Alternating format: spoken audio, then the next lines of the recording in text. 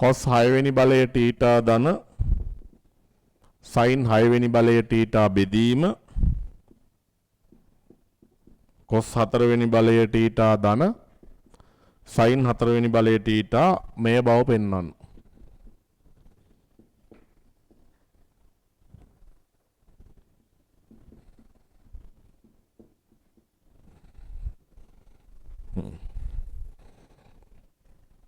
දැන් වම් අත පැත්ත මම ගන්නවා පුතේ.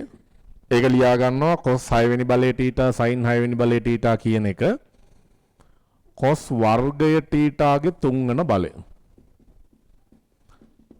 sin වර්ගයේ θ ගේ 3 වෙනි බලය. මෙයා ලියා ගන්නවා cos වර්ගයේ θ ගේ වර්ග බලය sin වර්ගයේ θ ගේ වර්ග බලය. එතකොට අපිට භාවිතා කරන්න පුළුවන් පුතේ x ඝනය ධන y ඝනය සාධක වෙන්නේ මොනවාද? ඝනය අයින් කරන්න 3 වෙනි බලය අමතක කරන්න x ධන y. ඊට පස්සේ අනිත් සාධකය වෙන්නේ පුතේ පළමු පදයේ වර්ගය දෙවන පදයේ වර්ගය පද දෙකේ ගුණිතයේ ඍණාගය xy ධන xy එක ඍණ ලකුණක ගුණා ඍණ xy. ඔන්න එයාගේ සාධක. හරිද? ඊට පස්සේ x වර්ග ධන y වර්ග වෙනුවටත් අපිට ලියන්න පුළුවන් පුතේ තව සම්බන්ධතාවය මොකද්ද? x ධන y ගේ වර්ගය ඍණ 2යි xy කියලා ලියුව හැකියි. හරිද?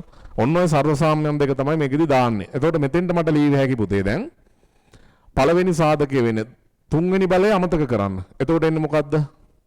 cos වර්ගයේ θ ධන sin වර්ගයේ θ මේ ඝනය අමතක කරන්න. එතකොට තියෙන පද දෙක ලියන්න කෙලිමු.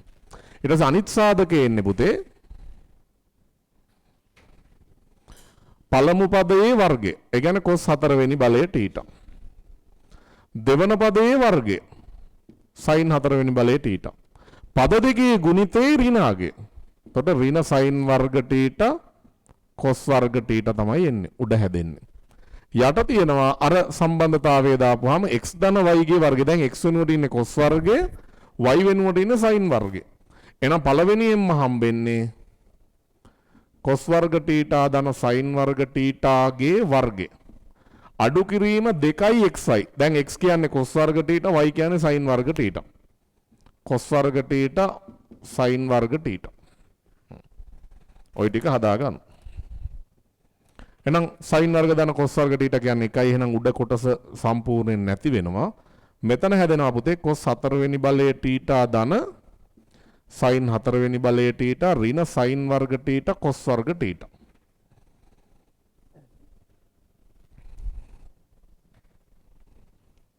දැන් ඕන්නම් පුළුවන් මෙහෙමත් හොම.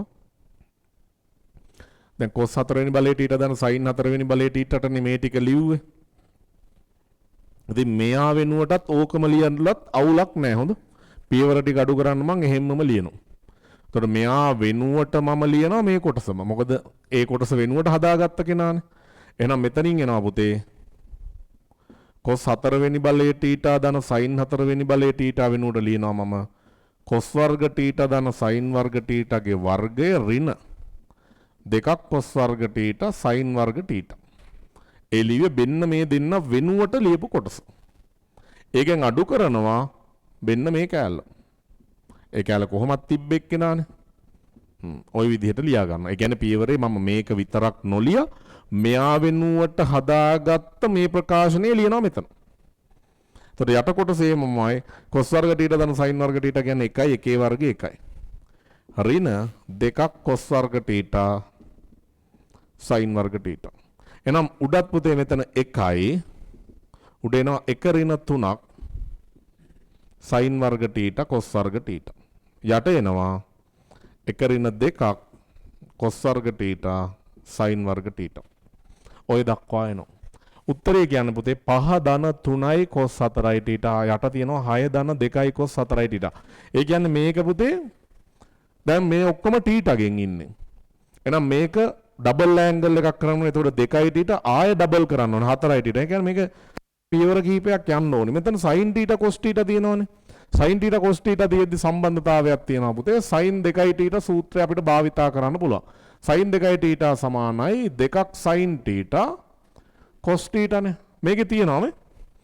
sin θ cos θ ගේ වර්ගය තියෙනවා. එහෙනම් මෙතනින් මම sin θ cos θ උක්ත කරොත් sin 2θ බෙදීම 2 කියලා ලියුව හැකියි. එහෙනම් මම මෙතන ලියුව හැකි පුතේ 1/3ක් sin θ cos θ වර්ගය කියලා ලියුව හැකිනේ. යටත් එහෙමයි 1/2ක් sin θ cos θ වර්ගය.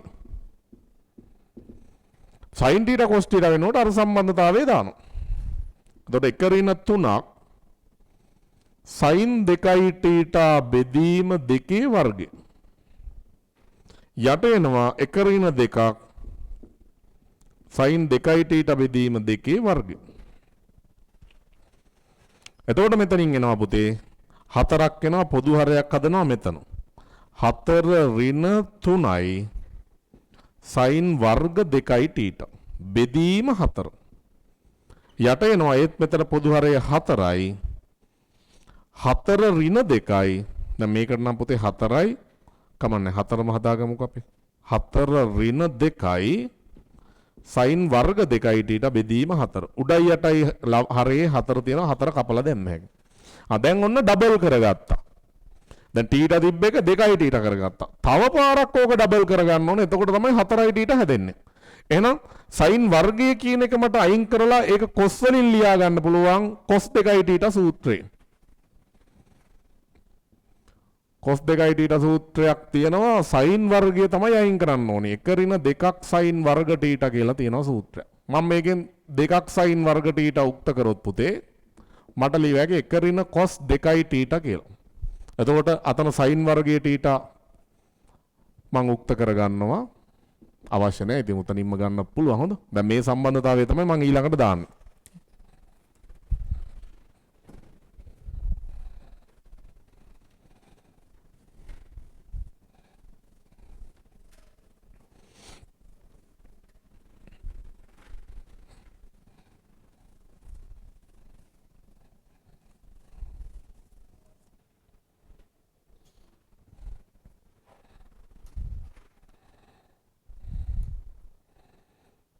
එතකොට තියෙන්නේ 4 ඍණ 3ක්. sin වර්ග 2θ වෙනුවට පුතේ අර සම්බන්ධතාවය දාන්න. 1 ඍණ cos 4θ බෙදීම 2යි. sin වර්ග θ නේ. මෙතනින් එනවා 4 ඍණ. එයාගේ 2ක් sin වර්ග 2θ. 2ක් sin වර්ග 2θ වෙනුවට කෙලින්ම ලියන්න පුතේ. 1 ඍණ cos 4θ. එහෙනම් මෙතනින් 8 ඍණ 3 ධන 3යි cos 4θ බෙදීම 2යි. මෙතනින් එනවා පුතේ 4 ඍණ 1 3 ධන cos 4θ. එහෙනම් උඩින් එනවා පුතේ 5 ධන 3යි cos 4θ. යටින් එනවා මේ දෙකත් එක්ක ගුණ වුණාම 6 ධන 2යි cos 4θ. ඔය කියන්නේ දකුණු අත පැත්තේ ප්‍රකාශනය. පැහැදිලිද? ඒකට ඕකට අදාළ සූත්‍ර ටික තමයි මේ තියෙන්නේ මම භාවිතා කරපු.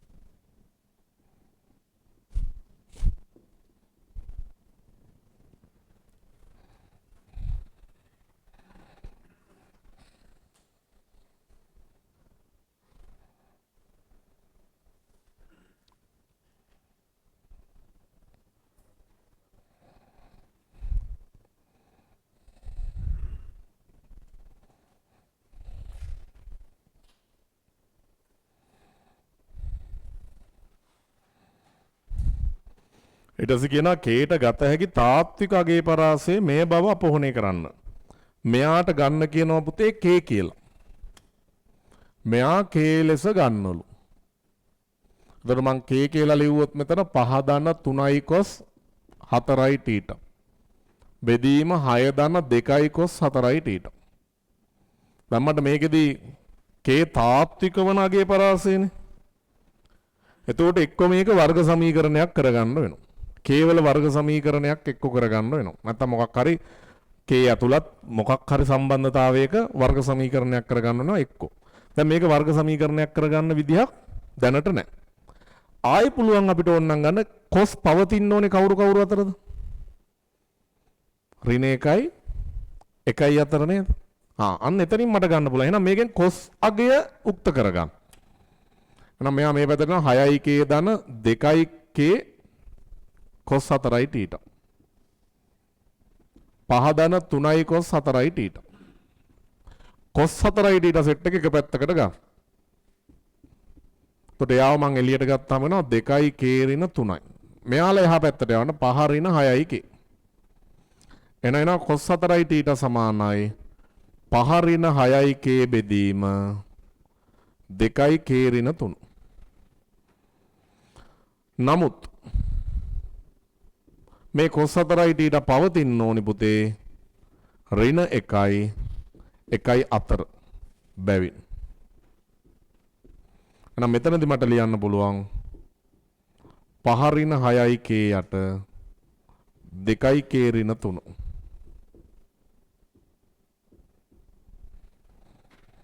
දැන් ඔය අසමානතාවය සුළු කරන්නේ කොහොමද? වෙන වෙනම ගන්න වෙනවනේ.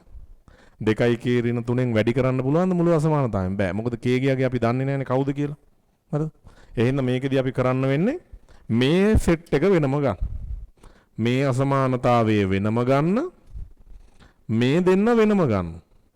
අරන් ලැබෙන උත්තරවල ඡේදනය ගන්න. එච්චරයි තියෙන්නේ. අතකොට මෙතනින් එනවා ඍණ 1ට වඩා විශාලයි හෝ සමානයි 5යි ඍණ 6යි k 2යි k ඍණ 3. එතකොට මේක නිශ්චිතව ධන කියලා දන්නේ නැති නිසා පුතේ කවමදාකවත් මෙයා එහා පැත්තට ගෙනියන්න බෑ. කරන්න තියෙන්නේ මෙයා එහා පැත්තට ගෙනිහිල්ලා එක පැත්තක බිඳුවක් හදාගන්න එක.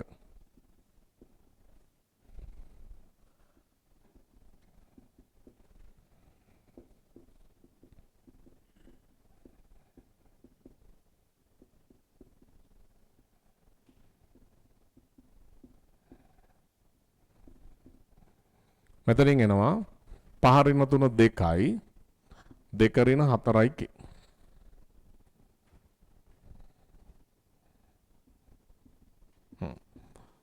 දැන් මේකෙන් ගන්න තියෙන්නේ පුතේ මෙයාලා බිඳුව වෙන අගයන් ටික සංඛ්‍යා රේඛාවක නිරූපණය කරන්න. මෙයා උඩින් බිඳුව වෙනවා පුතේ k භාගෙදි. මෙතනින් එනවා 3 බෙදීම 2ේදී.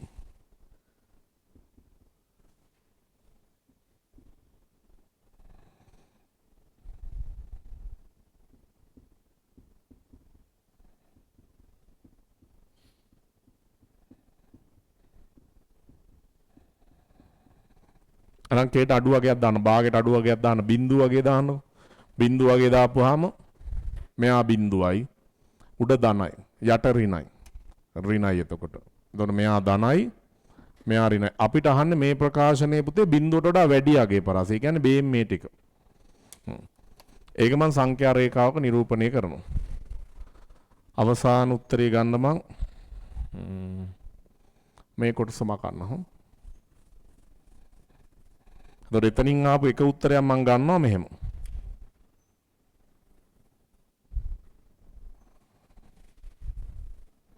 භාගයයි 3 බෙදීම 2යි අතර.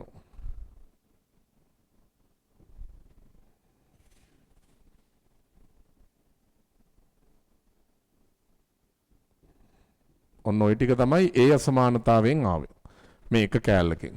දැන් අනිත් කෑල්ලත් අපි ගන්න එපා. අනිත් කෑල්ල තමයි 5 ඍණ 6යි k බෙදීම 2යි k ඍණ 3ට වඩා 3 අඩුයි 1ට වඩා. එහෙනම් එක එක මේ පැත්තට අරන් පොදු හරයක් හදාගන්න. එතකොට ඍණ 2යි k ධන 3 වෙනවා. යට 2යි k ඍණ 3 වෙනවා. එහෙනම් උඩින් එනවා පුතේ 8 ඍණ 7යි k. බෙදීම 2යි k ඍණ 3. කුඩායි හෝ සමානයි බිඳුව. එහෙනම් මේ දෙන්න වෙන වෙනම බිඳුවට සමාන කරන්න ඒත් අපිට හම්බ වෙනවා පුතේ 3 බෙදීම 2යි 8 බෙදීම 7යි.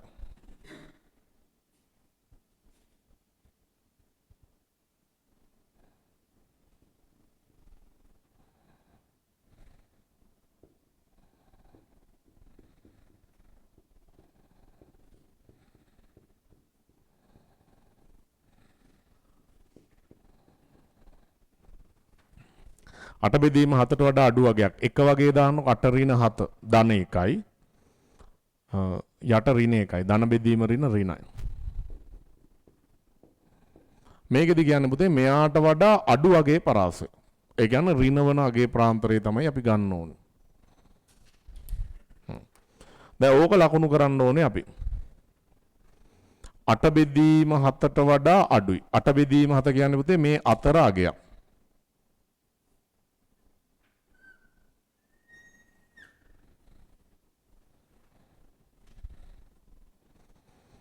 ඊළඟ අගේ ප්‍රාන්තරයේ පුතේ 3 බෙදීම 2ට වඩා වැඩි.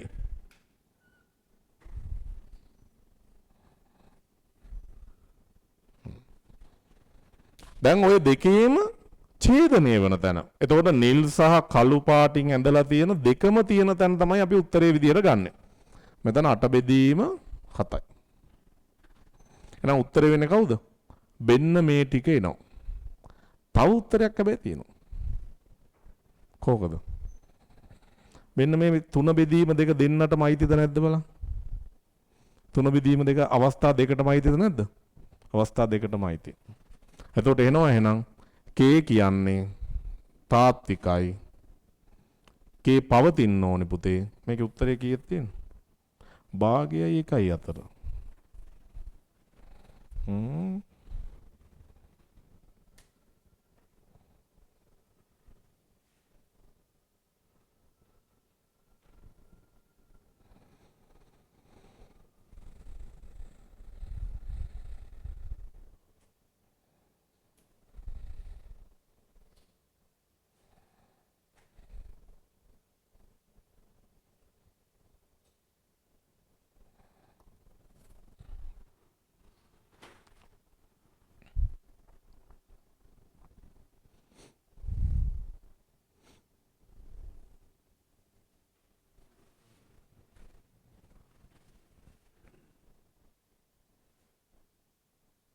හරිනේ.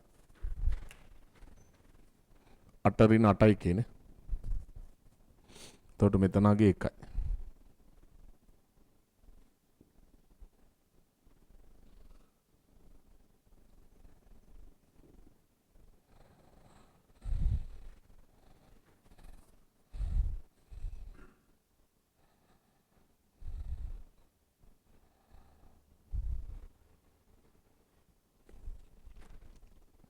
හරිනේ. මෙතනදී පුතේ 3න් 2ට සමාන වෙන්න බෑනේ. හරය බිඳුව වෙනවනේ. හරිද? එතකොට 3න් 2ට සමාන වෙන්න බෑ කොයිම වෙලාවකත් හොඳ. මේකෙත් එහෙම. හරි. එතකොට උත්තරේ එන්නේ මේක විතරයි හම.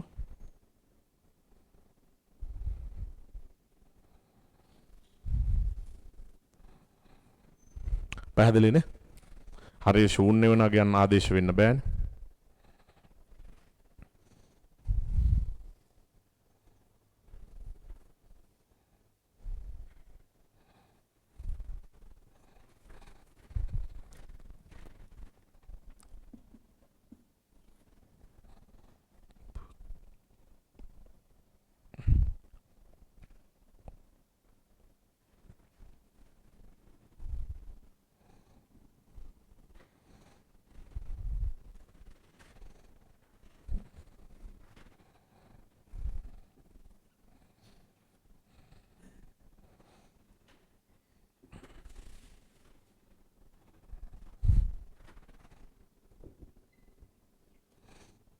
එනේ රචනා ගානක් වගේනේ.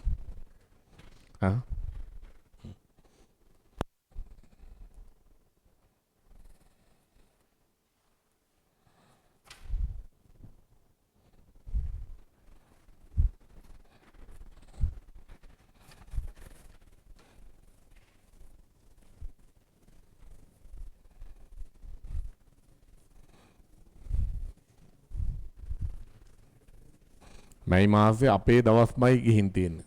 දැන් බ්‍රහස්පතින්දත් මැයි පළවෙනිදා මේ සතියේ